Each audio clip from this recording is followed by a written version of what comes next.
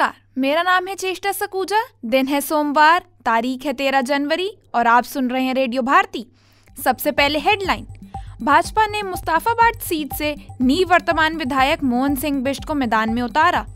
आज पौष पूर्णिमा पर प्रथम अमृत स्नान के साथ प्रयागराज में शुरू हो रहा है महाकुंभ। नेपाल में भारतीय दूतावास ने स्वामी विवेकानंद की जयंती पर उनको अर्पित की श्रद्धांजलि। ईरान और 3 यूरोपीय देशों के बीच परमाणु मुद्दे पर वार्ता का तीसरा दौर आज स्विट्जरलैंड के जिनेवा में फिर से होगा शुरू। होम कार लोन को फिक्स से फ्लोटिंग रेट पर जब चाहे करे स्विच। ईपीएस के तहत न्यूनतम पेंशन 7,500 रुपए करने की मांग, पेंशन धारकों ने की वित्त मंत्री से मुलाकात। महिला हॉकी इंडिया लीग रांची में रंगारंग कार्यक्रम के साथ हुई शुरुआत। जमशेदपुर एफसी ने मेजबान मुंबई सिटी एफसी पर 3-0 से शानदार जीत हासिल की। अब खबरें विस्तार से। भारतीय जनता पार्टी ने दिल्ली विधानसभा चुनाव के लिए मुस्ताफाबाद सीट से निवर्तमान विधायक मोहन सिंह बिष्ट को मैदान में उतारा है। पार्टी ने शनिवार को 29 उम्मीदवारों की अपनी दूसरी सूची जारी की है। पार्टी ने कुल 70 विधानसभा सीटों में से अब तक 58 सीटों पर उम्मीदवारों की घोषणा कर दी है। विश्व का सबसे बड़ा आध्यात्मिक और सांस्कृतिक समागम महाकुंभ आज पौष पूर्णिमा के अवसर पर अमृत स्नान के साथ प्रयागराज में शुरू हो गया।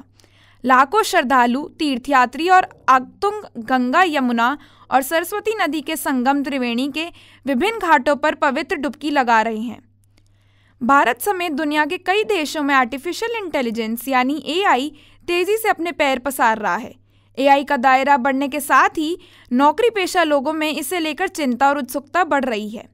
कुछ लोग इसे नौकरी के लिए एक बड़ी समस्या बताते हैं, तो वहीं कुछ लोग ऐसे भी हैं जो इसे एक अवसर के रूप में देख रहे हैं। नेपाल में भारतीय दूतावास ने स्वामी विवेकानंद की जयंती पर उनको श्रद्धांजलि दी और इस दिन को राष्ट्रीय युवा दिवस के रूप में मनाया। त्रिभुवन विश्वविद्यालय में भारतीय सांस्कृतिक संबंध परिषद ICCR पीठ में प्रोफेसर कौशिकी ने समसामयिक दौर में स्वामी विवेकानंद की शिक्षाओं की प्रासंगिकता पर व्याख्यान दिया। ईरान और 3 यूरोपीय देशों के बीच परमाणु मुद्दे पर वार्ता का तीसरा दौर आज स्विट्जरलैंड के जिनेवा में फिर से शुरू होगा।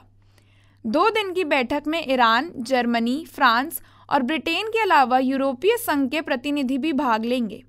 इससे पहले विदेश मंत्रालय की प्रवक्ता फतेह मोहजरानी ने कहा कि अगर तेहरान के सर्वोच्च हितों पर विचार किया जाएगा तो ईरान अपने परमाणु कार्यक्रम पर पश्चिमी देशों के साथ बातचीत के लिए तैयार है।